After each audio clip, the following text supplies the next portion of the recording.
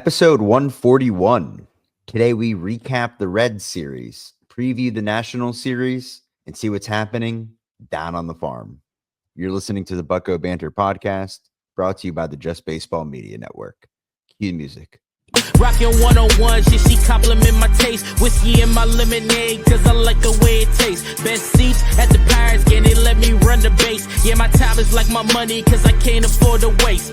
Wifey is a lawyer, take my date to my dates. Order steak by the plates, and in case after case, run my race at my pace, clear the grass of the snake. Welcome back to another episode of Bucco Bantr. Adam, you just returned from Cincinnati.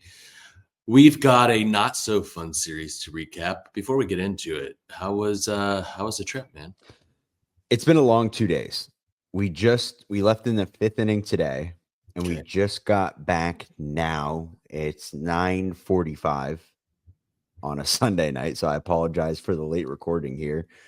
Left early Saturday morning. Overall, the trip was good. The weather was fairly nice for both games. Today was very nice. Saturday, a little bit cold. Went out Saturday night. You were right. Between the stadiums, very similar to the North Shore. Mm-hmm. Although that area is completely closed off. So it's just pedestrian now? Right. It's just pedestrian. It wasn't when I was there. Right. So it looks like there's probably been many renovations since you've last been there. Impression of the park. Yeah, let's hear it. You had my expectations very low. Oh, yeah? You had them low. I'm not saying it's like a great park. It's not in my top 10. It's not even probably in my top 15, but it was fine. It was good. I think Noah said it. It's great average. It's the average American ballpark. Yeah, it's sort of the great. Yeah. So another thing, we always talk about how Cincinnati is a small park, Great American Small Park. Not that small of a park. So it must be something with the location of that stadium and how the ball plays, and it gets out of there quick, but fairly large stadium, all things considered. You think so? Dimensions-wise it is? Or are you just talking about the stadium in general? Dimensions. Okay. Yeah. It wasn't like Yankee Stadium where it's like a noticeable short porch. It seemed pretty large. Overall viewing experience, pretty solid. It was Ellie De La Cruz bobblehead night on Saturday. Did you get one? I did not get one. It was switch hitter bobbleheads. So they're giving out two different types of bobbleheads, one from the right side and one from the left side, and you didn't know what you were going to get. That was very cool. Made some vlog content. Very fun. Went out Saturday night with Jim Rosati. We all bunked up in Covington, Kentucky, across been there. The Ohio River. So it was a fun trip. I'm so tired. It's been a long day, and the series didn't help, man. It was brutal to watch. And I know we've gone through this for the past couple of weeks where we've been talking about how the lineups have been atrocious, and there's really not much you could blame Derek Shelton for at this moment. What is he supposed to do?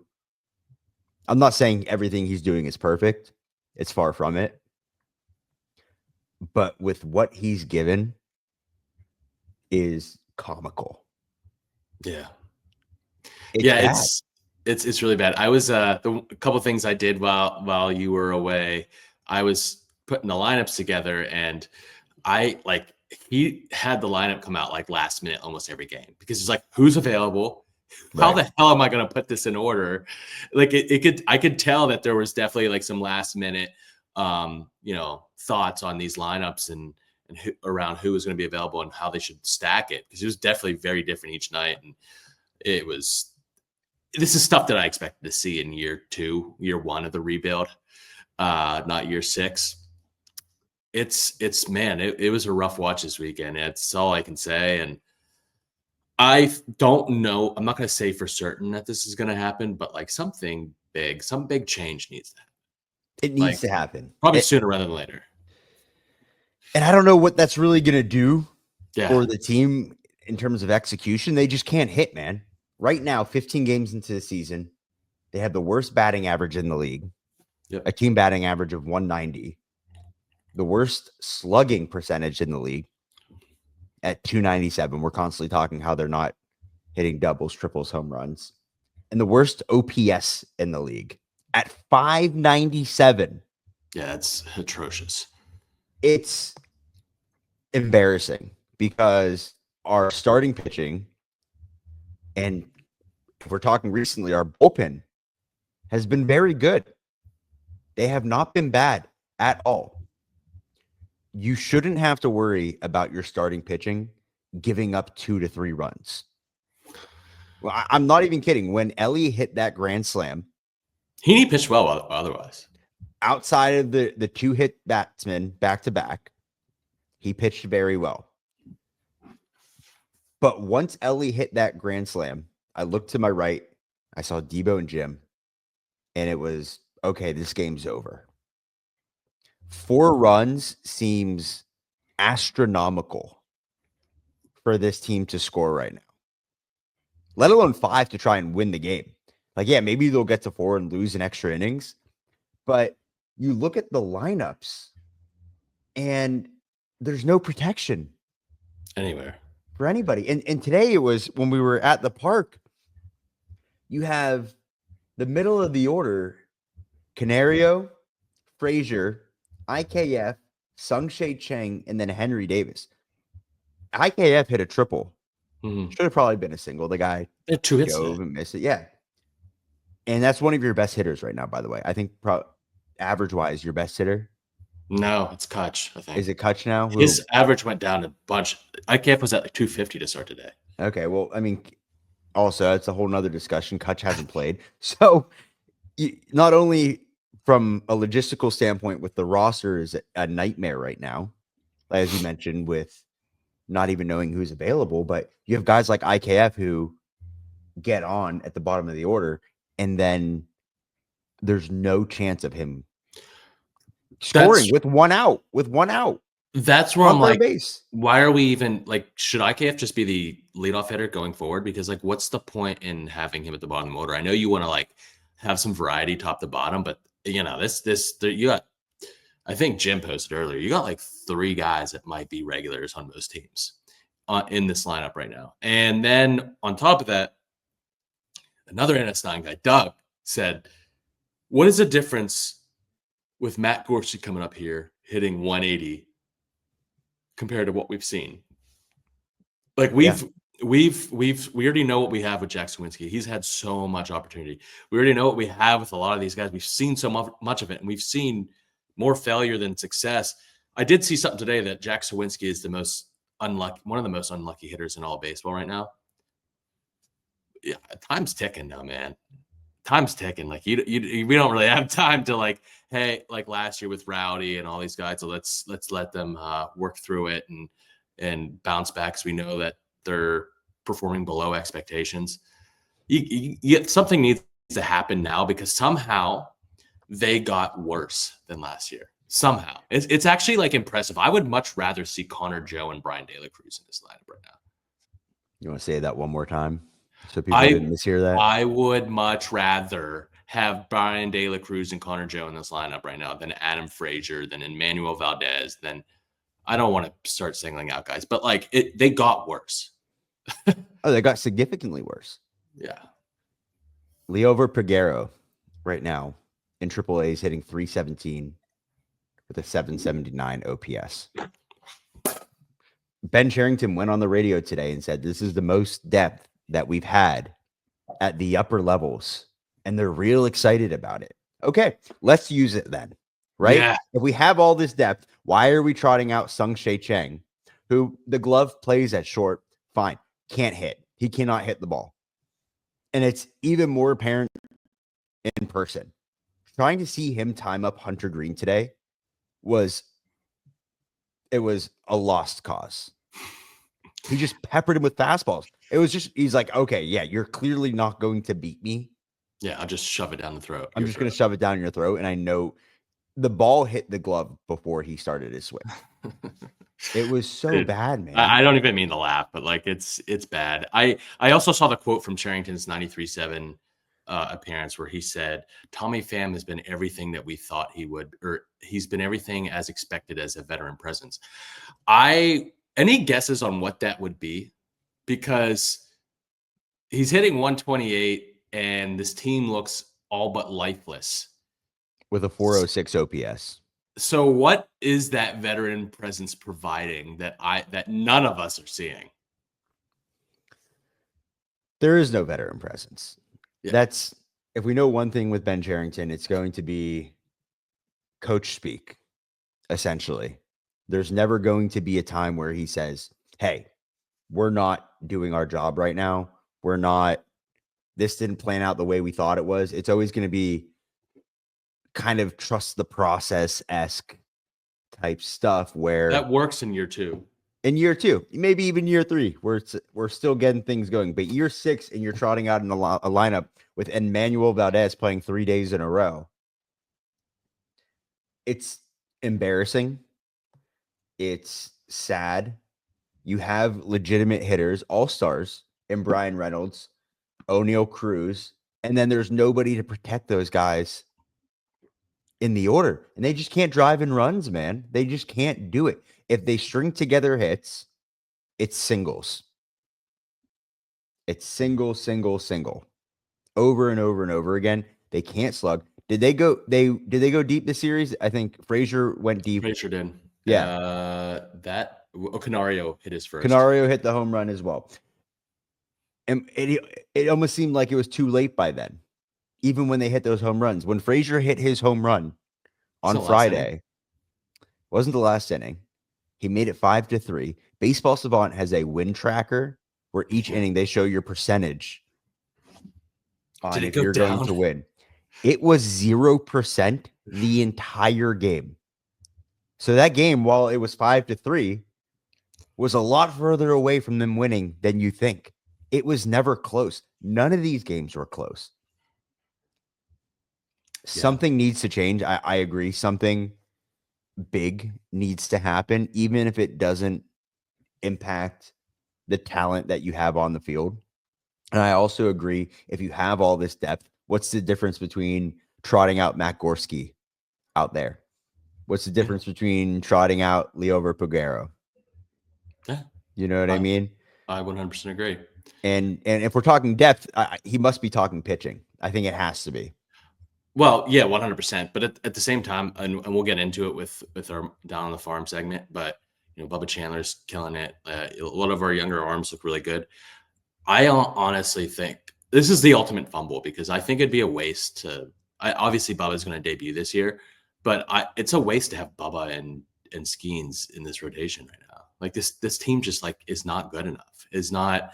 Cannot hit, and it's like you have these 2 generational arms in the same rotation together, and they just failed to prepare for that or build around it. They had the biggest opportunity this offseason to really improve this team, and they fumbled it. So, with that being said, should we just dive into these game recaps? Yeah, I have one more point. I'm sorry. Yep. Yeah, I'm frustrated. The main excuse can be they're banged up, which they are. Yep. Very early. Nick Gonzalez goes down game 1. Jared Jones before the season. Johan Oviedo before the season. Spencer Horwitz. Joey Bart is now hurt. Jared Triolo is hurt. We don't know what Spencer Horwitz brings. Joey Bart wasn't lighting the world on fire. He was doing just fine. Wasn't lighting the world on fire. Nikki G, I think, could have provided some thump or some aggressiveness in the middle of this order, but I don't think it would be much different. No. At all. We saw it in Miami. Oh, man. With that, let's get into it. Real quick, the roster moves this week. You mentioned Joey Bart getting hurt on Friday, I believe, against the Reds. I don't think there's been a update on that. Like, he's still on the roster. They haven't IL'd him yet, but they recalled Henry Davis for Saturday's game, and he started Saturday and today. And then also on the minor side, just want to note that Nick York was reinstated from the 7-day IL. We knew that was going to be a short stint, but he's already back with the Indy club. Let's go into Friday real quick. I'll get us kicked off here, Adam. Bailey Falter, 5 innings, 3 hits, 5 runs, only 3 earned. had a couple errors, and he had a really bad throwing error. 5 walks, 4 Ks. 5 walks is what killed him. He had 8 whiffs. Chase Shugart came in. He's looked good. Like, so a lot of the bullpen has looked good. 1 1/3, 1 hit, 1 walk, 1 K. Joey Wentz has really been I think, the MVP of the pen, him and Justin Lawrence. 1 2/3, no hits, 2 Ks. Had 3 whiffs in that one in those 5 outs. Frazier went 1 for 3 with a home run, his first on the year, 2 RBIs. He snapped his 0 for 15 streak. He's at 171. Tommy Pham 1 for 3 with a double and RBI. 4 hits total, 1 for 1 with runners in scoring position, 3 left on base, 8 Ks. I mentioned that 1 for 1 with runners in scoring position. There was only one situation this entire game that they had a runner in scoring position. Because there's nobody on base, man. They can't even steal. They can't even steal bags now. Oh, the bags. Yeah, the stolen bases went way down. I stopped tracking them. Well, it's hard to steal. You can't steal first base, unfortunately. Or they'd be doing it a lot. Let's go to Saturday, man. This is the first game that we were at, Debo and myself and Jim Rosati, 5-2. Loss. The whole story of the game is Ellie De La Cruz. Grand slam right off the bat. Haney didn't get off to the best start. Hit 2 guys in a row. Ducks in a pond. Ellie comes up on his bobblehead night. Parks went in to left field. And then it was pretty much over from there. Haney didn't pitch bad at all. You mentioned that earlier. 6 innings pitched, 3 hits, 4 earned, 2 walks, 6 Ks with the 1 home run. He's got a 3 ERA with 6 whiffs. That should get a job done for an average team that could score a couple of runs. Yeah, it should. The bullpen was fine. Nicholas came in to finish off Haney's work with a third of an inning, 1 hit, 1 earned, 1 walk. Well, I should say Mesa came in to clean up Nicholas's work. 1 2/3, 1 K. He's got a 4.05 ERA. He got out of a jam there. Canario hit a ball deep right center, 1 for 2 with an RBI, 2 walks. He was definitely the best hitter on that day. That's not saying much. Emmanuel Valdez, 1 for 3 with a double and RBI. His average is at 174. 4 hits total. Reynolds and Kutch had singles, 0 for 2 with runners in scoring position, 5 left on base, 9 Ks. Like I mentioned, this game was over in the first inning. You could tell it was a feeling around the stadium too. They can't score runs. They can't produce anything. And it's sad to watch. It takes the enjoy out of the ebbs and flows that should be a Major League Baseball game, where at any point something can happen, where you could string together a couple of doubles and get things moving. There's no momentum at all. Just go to Sunday. Yeah, let's go to Sunday. I will say Heaney has been getting more strikeouts than I anticipated. 6 whiffs and 6 Ks is kind of funny, but he had 8 Ks, I think, the last game. So wasn't expecting that from him. Sunday, Carmen Mlodzinski got his 3rd start, 4 1/3, 5 hits, 4 earned runs, 2 walks, 4 Ks. Joey Wentz, 2/3 of an inning, 1 hit, 1 walk. He's got a .93 ERA right now. Justin Lawrence, 1 inning, no hits, 2 Ks. He's got a 117. Ryan Brucke, 1 inning pitched, 1 K. Caleb Ferguson, 1 inning pitch. He has yet to give up a run yet. Brian Reynolds went 1 for 4 with a double. IKF 1 for 3 with a triple. Those were your only 2 hits for the Pirates. 0 for 4 with runners in scoring position, 3 left on base, 9 Ks. Just an overall ugly weekend of baseball. I am just happy that this was a short road trip and they get to come home for 6-7 games, because I think it could get even uglier if they were still on the road. It could be uglier at home too, but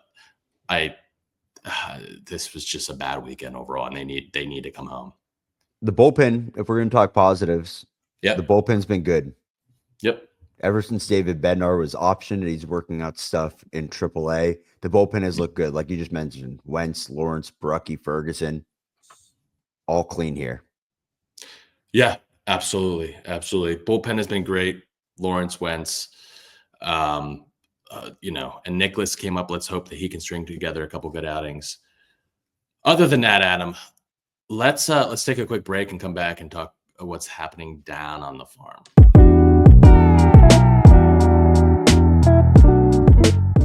Scott, before we talk about what's happening down on the farm, I Got to mention our partner at Total Sports Enterprises. Go over to Total Sports Enterprises to get all of your sports memorabilia. You can find them at tseshop.com.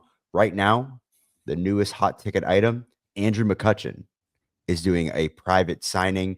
You could go on the website. It's front and center. You get to click between a bat, a ball, photos, hats, jerseys, and more. You can even mail in your item to get signed by Andrew McCutchen. Go to tseshop.com. You could find the link in our description of the episode to let them know that Bucco Bantr sent you. Scott, why don't you guys kick off with what's happening down in Indianapolis? Indianapolis was in Louisville in Jim Rosati's territory this weekend. They played the Louisville Bats, AAA affiliate for the Reds, ironically. Couple guys to highlight. Billy Cook was 3 for 18 this week. He's got off to kind of a slow start. He's at 143. He had an RBI, a double, 3 walks, and 3 Ks. Nick York, 1 for 9, 1 run, an RBI. That lone hit was a home run. He's hitting 250 upon his return. Henry Davis was hot before he got called up. 6 for 12 this week. 2 RBIs, 3 doubles, a walk, a K, and a stolen base. He was at 286. If we go into these individual games, Tuesday, Bubba Chandler, 4 innings, 1 hit, no earned runs, 2 walks, 8 Ks. He pitched again today, 4 innings, 2 hits, 2 earned runs, 6 Ks. He has a 169 ERA, hit 101.5. He's just dealing right now. Tuesday, David Bednar earned a hold, 1 inning, 2 Ks. He's pitched pretty clean in Indy so far. DJ Stewart hit his 2nd home run. Braxton Ashcraft threw on Wednesday, 5 innings, 3 hits, 1 earned run, 6 Ks. No walks is the big thing that I saw. His ERA is down to 4.05. Tanner Rainey pitched a clean, hitless inning, got a hold, and Bay and Malcolm Nunez each hit their first home run in AAA. Friday, David Bednar got his 2nd hold, another inning with 2 Ks. Eddie Ying got his first save. And Nick Solak hit his 2nd home run in AAA. He's another name. Hey, might as well. He's got MLB experience. Might as well give him a shot at some point. I know Jim would love that. Saturday, Mike Burrows, 4 1/3, 4 hits, 3 earned runs, 2 walks, 3 Ks. Malcolm Nunez hit his 2nd home run. Lastly, today, after Bubba Chandler's 2nd outing, Thomas Harrington went 2 innings, 2 hits, no earned runs, 3 Ks. Bednar pitched another hitless inning. Indy sits at 5-7 right now. Let's go to Altoona, Adam. What did the Curve do this week? At Akron Rubber Ducks, a AA affiliate for the Guardians, who are coming to Dahn this weekend for Paul Skeen's bobblehead night. We will be there. Quick story. We were out and about Saturday night in Cincinnati, and a guy came up to us unprompted. His name is Jack. Shout out Jack. And he said, and I quote, "You guys look like ball knowers. I see you're Pirates fans." Okay. Already 10 out of 10 way to start a conversation. He said, "Let's talk Termarr Johnson." I said, "Oh boy, let's do it," because he's been off to a hot start. Yeah. A much needed hot start for Termarr Johnson. Stay positive here. On the week, 7 for 21, 4 runs, 5 RBIs with a home run, 4 walks, 6 Ks, 2 stolen bases. He's hitting 310 right now. And then Jack Brannigan, 4 for 18, 4 runs, 3 RBIs with a double, 3 walks, 8 Ks. So again, a lot of true outcome here, but a stolen base, hitting 185 right now. On Tuesday, Termarr went 1 for 4 with the home run, his first on the year, 3 RBIs. And then Brannigan, 1 for 3 with a double, 2 RBIs. Wednesday, Ercolani and Brannigan were the stars. Ercolani went 1 2/3, 4 hits, 4 earned, 2 walks, 2 Ks. Star is used loosely there. Jack Brannigan, 3 for 4. Thursday, Hunter Barco, 4 innings pitched, 2 hits, no earned, 5 Ks. He stayed hot, man. Yep. We got to start talking about when he's going to be in Indianapolis. I think it's going to be sooner rather than later. Yeah. He's the real deal. Friday, Woods earned his first W, 1 1/3, 1 hit, 1 walk, 1 K. And then Jace Bowen, 3 for 4 with a double RBI. He's hitting 278 on the year. Saturday, Anthony Solometo, 5 innings pitched, 1 hit, 1 earned, 1 walk, 5 Ks. He's got a 0.9 ERA. So talk about Termarr getting off to a good start when he needed it. Anthony Solometo, even more. And then Jace Bowen had his first home run on the year. So all things considered in Altoona, we got some promising guys. Yeah, absolutely. I was going to say Salamedo and Termar definitely been a bright spot for us early on. Greensboro, they played the Winston-Salem Dash single A affiliate for the White Sox. I feel like this Grasshopper team, man, the 2 years we've been covering this team, this is our second year, but they have always been a high-performing team, and they just hit. And this is what this team is doing this year. Again, it's Merlin Valdez, 5 for 19 this week, 3 runs, a double, a home run, 3 RBIs. He had 10 Ks. He's at 375. Omar Alfonso, 5 for 22, a double, 2 home runs, and 3 RBIs, 10 Ks. He's at 265. Lonnie White's got off to a pretty good start. Love to see that. 5 for 15 this week, 6 runs, 4 Ks, 3 stolen bases. He's at 273. Michael Escoto has been just scorching the ball. He was at Greensboro all year last year. He was part of one of the Yankees trades a couple years ago. 5 for 8 this week. He was I think he hit over 500 last week. He's at 647 on the year. He had a double and a home run this week with 2 RBIs, but he's been suspended for I think 10 games. You got to see this video. I had to look it up because I was like, why isn't he not playing throughout the weekend as I was going through the box scores? He was playing first base, swung at Sam Antonacci, White Sox prospect, who was on first base as a base runner. They were chirping each other, and he just goes over and just threw a haymaker at him. No. Yeah. So Michael Escoto suspended, I think, for 10 games.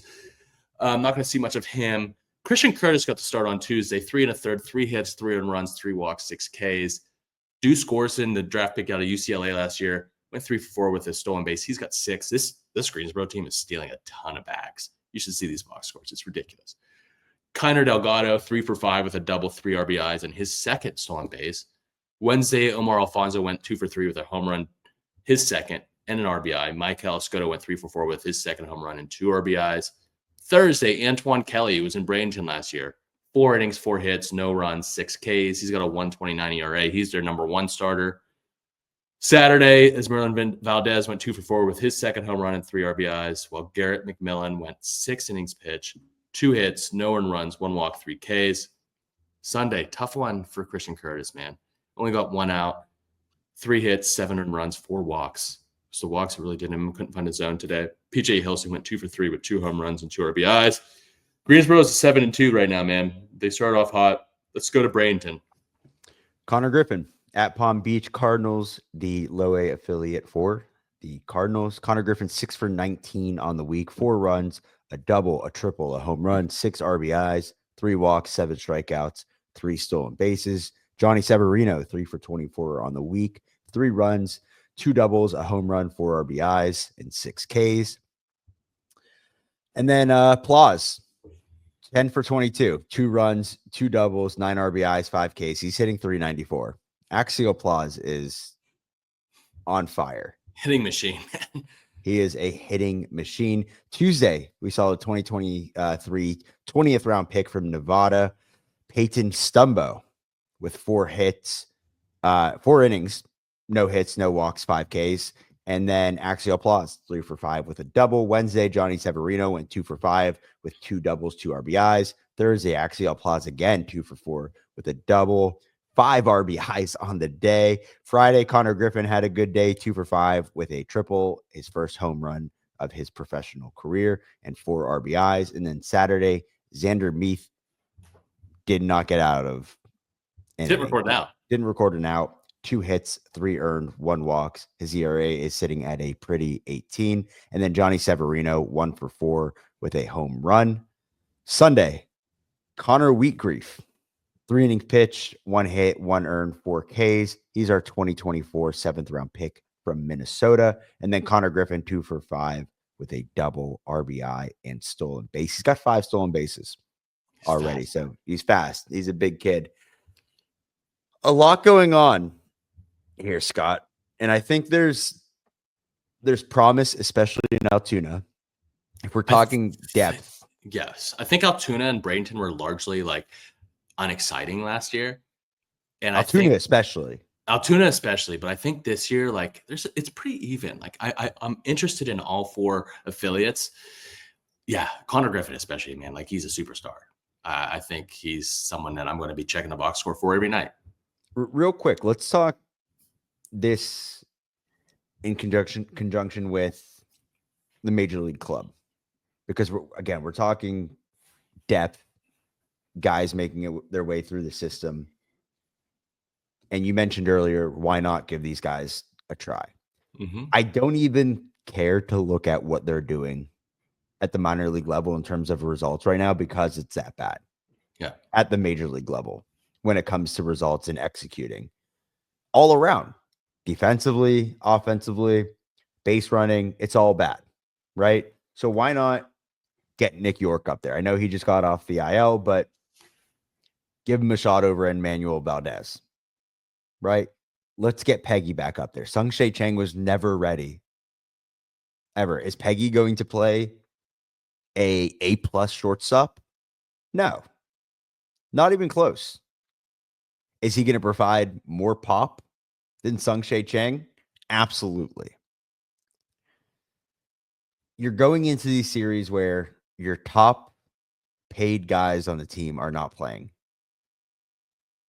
Tommy Pham. I can't believe I'm saying this. Tommy Pham, Andrew McCutchen. They're just not playing consistently enough.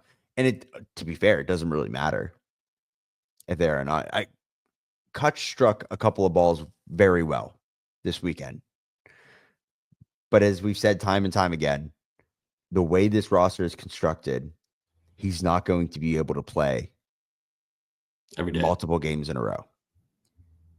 Mm-hmm. That's the reality of it.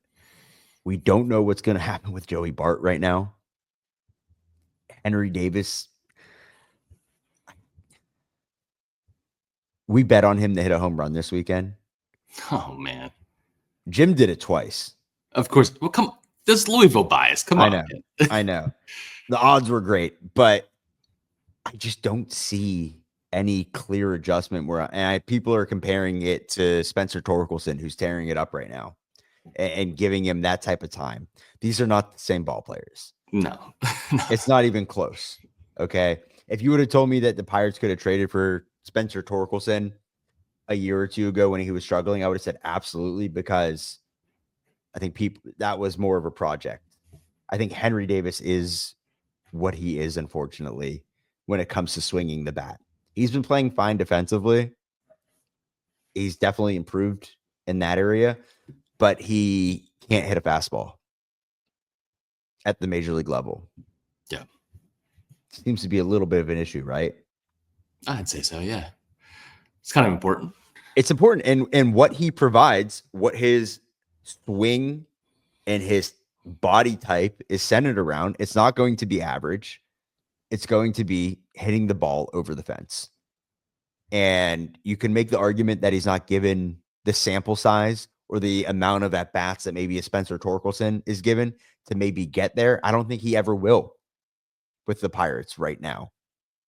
But it's not working. And part of me is, okay, let's just let him keep going, and either he fizzles out or he finds something. But I'm really losing confidence when you look at this in the grand scheme of things. Yeah. Yeah, man. There's not much depth. Like you said, with the depth too, like right now, I'd much rather see like a Matt Gorski come in and play outfield, probably play better defensively too. Billy Cook, even though he's gone off to a slow start in Indianapolis. Can you play first base? He could play first base, could play outfield, could steal bases. He's very athletic. There's guys that have a higher upside than Emmanuel Valdez, than an aging Tommy Pham, then take your pick, Adam Frazier, Nick York. Like there's guys that have higher upside that I'd rather see play right now than these older vets that are underperforming. Not even underperforming, just like not good anymore.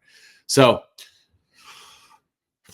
I don't know, man. Something's got to happen here, like very, very soon. I'm hoping. I know we go right into a homestand here, and it's a 7-day week where we play 4 games against the Nationals, 3 games against the Guardians. So typically these things happen on off days, but I don't know if you can wait another 7 days. I don't know if you can wait another 10 days. I know it's early, but like you're going to dig yourself a hole where it's going to be really hard to climb out of it.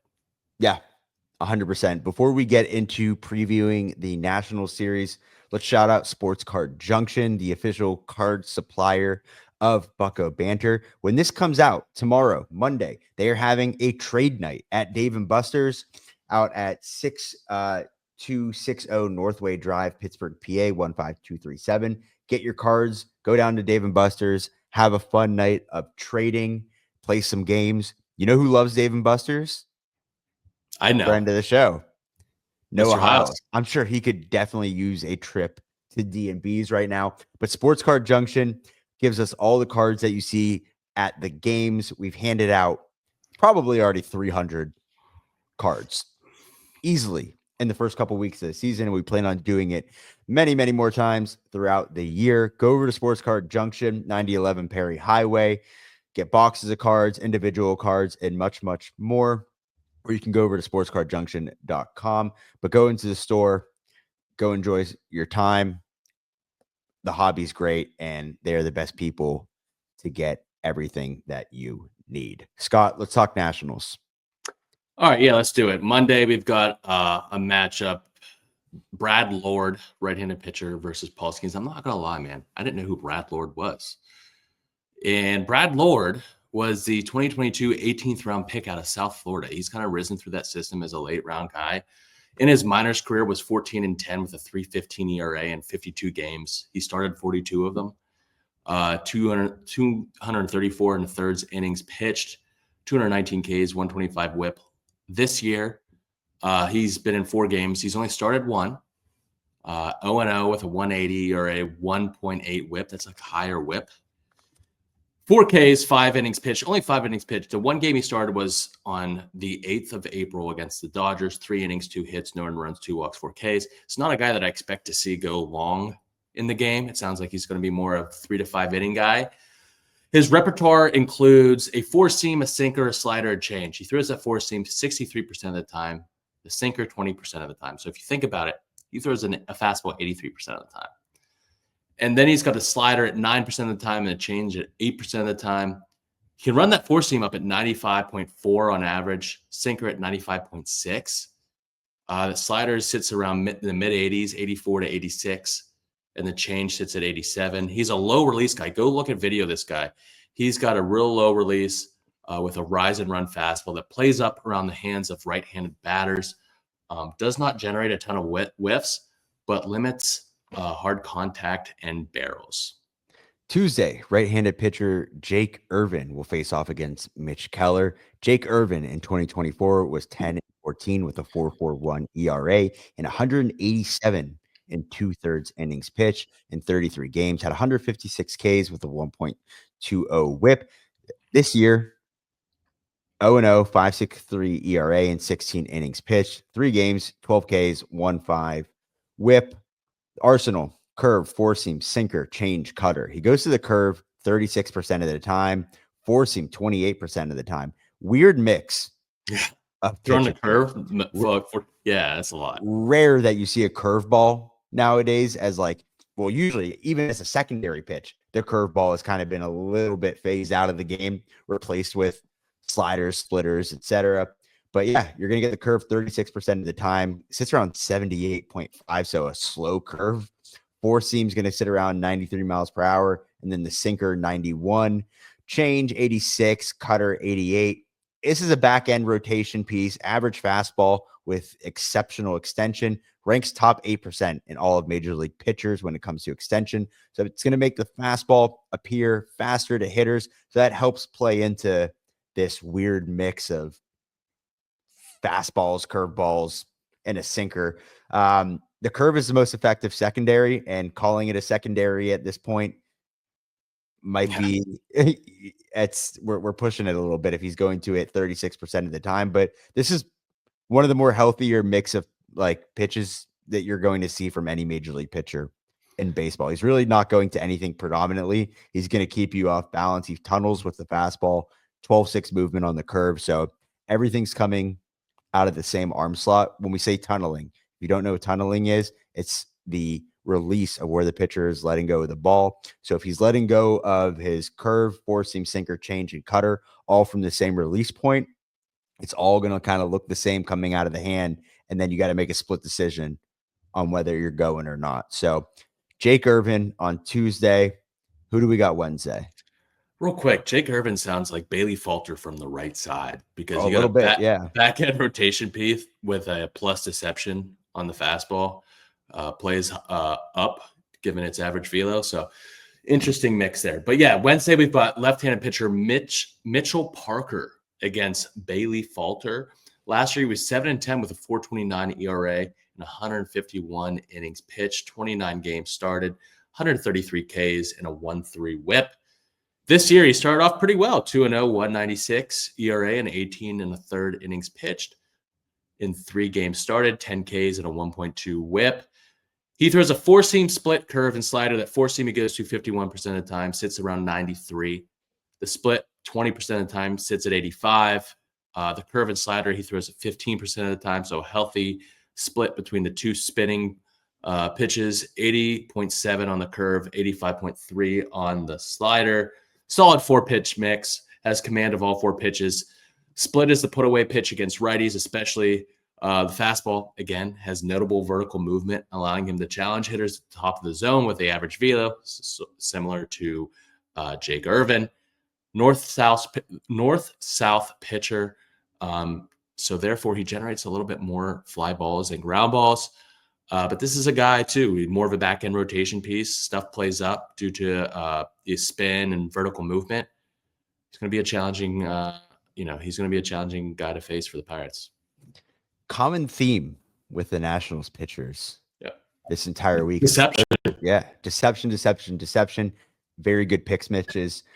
And you're going to see a guy that you're very familiar with on Thursday with Trevor Williams versus Andrew Haney. The former Bucco, Trevor Williams, last year 6-1 with a 2.03 ERA and 66 2/3 innings pitched, 59 Ks with a 1.04 WHIP. This year he's 1-1 with a 7.36 ERA and 14 2/3. 11 Ks with a 1.77 WHIP. Again, the Arsenal, very, very healthy mix here. Sweeper 28% of the time, sits around 76.4 miles per hour. And then the four-seam 28% of the time, 87.5. Change 19%, slider 13%, sinker 11%. He limits hard hits, barrels with the two-seam and the sweeper combo, which he's going to go to a majority of the time. And then the pitch tunneling, again, it's all coming out of the same slot, so it's going to look all similar coming out of the hand. Not going to overpower hitters. It seems like, I know he's never thrown hard, but it's gone down even like Marcus Stroman, so. too. Remember we were looking at Marcus Stroman's numbers? Yeah. Nothing was above 90. I don't know if it's like early season, like ramp up, but yeah, seems lower than usual. Yeah, so not going to overpower you. We'll use his stuff to his advantage. The Pirates have struggled against Trevor Williams in the past couple of years. With this lineup, it's all on the table. Adam, I said when we talked about Mitchell Parker, I said it's going to be a tough face for the Pirates. Every pitcher is a tough face right now. Let's just be real. Yeah, does he have a pulse? Exactly. Jeez, man, dude. I'm excited to get back to PNC Park. Spent a weekend at an away park. It's always weird when you're not at home. And I'm not talking about my lovely apartment here. I'm talking about PNC Park. We know it like the back of our hand. And when you're at an unfamiliar ballpark, it feels a little off. It doesn't feel right. Let's get back to PNC Park this week. Let's try and string together some W's here. I think if we're going to do it, this is the week to do it. And then you're going to see the Guardians this weekend. We'll preview that on Wednesday's episode. Before we get out of here, Scott, we got hitters of the week, we got pitcher of the week, and we got a prospect of the week. Let's start with the obvious one, okay? Because hitter of the week was almost impossible. Yep. For this team. We'll go prospect of the week because it was very clearly Bubba Chandler, 8 innings pitched, 3 hits, 2 earned, 2 walks, 14 strikeouts. 14 Ks. He's got a 1.69 ERA. He's pumping over 100. I think he hit 101. 101.5, which would have registered as 102. He's ready.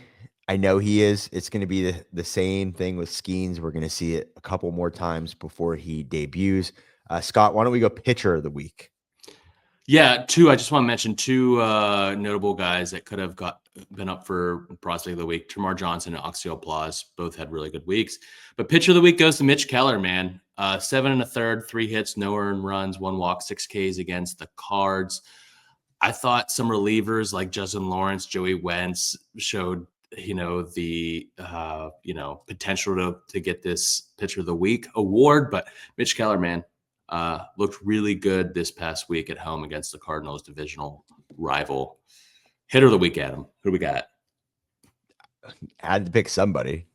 The guy who didn't play all weekend. Yeah, the guy that didn't play all weekend is going to be our hitter of the week. He played one inning on Friday. Yeah. Joey Bart, 5 for 12. He was the hero in the series before with the walk-off against the Cardinals. Had a home run, 4 RBIs. Pretty much this is all in the Cardinals series.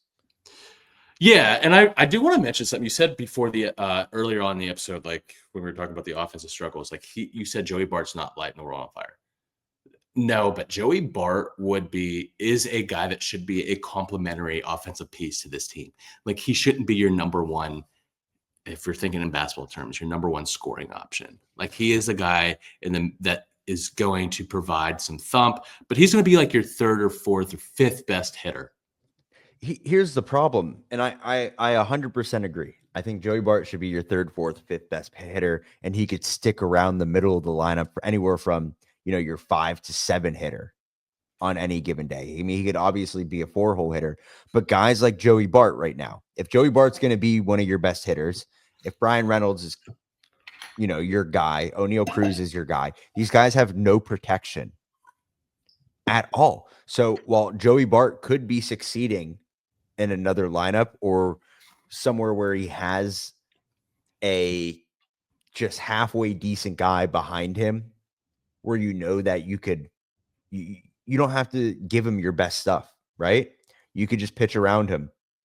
You don't have to feed him fastballs. That's the problem. I mean, clearly there's a lot of other problems when it comes to the offensive approach right now. Last year at this time, we were screaming for Andy Haynes' head. And I think it's just cooled off a little bit in terms of the coaching because of the names that are out on the field. Right. I'm not Man, like said, no, not at all. Not at all, because just the product on the field is bad. But what I'm saying is, because of how bad the roster construction is right now and how bad the lineup is, your top hitters are not put in the best situation to succeed and to produce runs like they should be. Like Brian Reynolds should be driving in guys, right? O'Neal Cruz should be hitting the ball over the fence, but they're not being put in those spots because of the guys around them. It's very important. It's very, very important. Lineup protection. And without that, you're going to get pitched around. You're not going to get fastballs. And that makes you susceptible to bad calls, to getting rung up on pitches you usually wouldn't swing at, and more. So all I'm asking this series, all I'm asking is let's score 4 runs a couple of times, dude. A couple of times. How about every game, man? Let's go a game without an error. Let's play some fundamental baseball, and somebody's got to step up and get the guys going. I know it sucks. IKF said today, it sucks. We suck right now. There's no other way to put it, right? I know we try and stay positive on this show, but you have to walk the fine line between staying positive and reality, right? And I think everybody can agree, even the players agree. Right now, we are not good. We talk about veteran presence. Let's see it, right? We need, at least as fans, we need to see something tangible, even if it's not results when it comes to offense or clean fielding. We need more fire in this team. I know it's hard to do that when you're losing, but there needs to be some type of kickstart, and it needs to come from those guys that Ben Cherington is mentioning when it comes to a veteran presence. Yeah, absolutely. I totally agree, man. I totally agree. We all saw this coming with how this roster was constructed, especially the defensive miscues. You mentioned let's go at the game without an error. This is like one of the worst constructed defensive teams I've ever seen. We've talked about this ad nauseum throughout the offseason, but we won't harp on that. Let's move on to Washington and Cleveland. Let's look forward to another week at the ballpark and hope things turn around in our favor. Absolutely. If you find us at the ballpark this weekend, come say hi, come answer some questions on the mini mic. Maybe you'll have a chance to win a signed baseball, some cards. Total Sports Enterprises Sports Card Junction provides all of the giveaways. Excited to get back, man. But until then, let's raise it. Raise it. Best seats at the Pirates game, they let me run the base. Yeah, my time is like my money, cause I can't afford to waste. Wifey is a lawyer, take my date to my dates, or the steak by the plates and